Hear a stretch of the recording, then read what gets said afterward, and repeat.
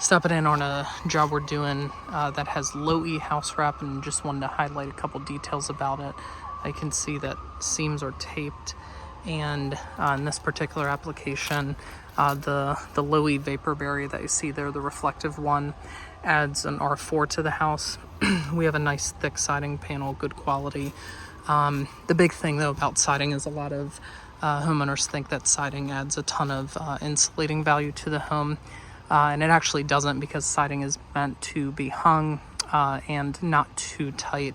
And what this does is essentially the low E house wrap is one of the only ways you can add a little bit of decent R value to the home. So you can add an R4 to the home just by doing the low E house wrap. But you can tell when we're going straight over top of the low E house wrap, we used to like to use a really good thick panel, an 046, good quality siding panel.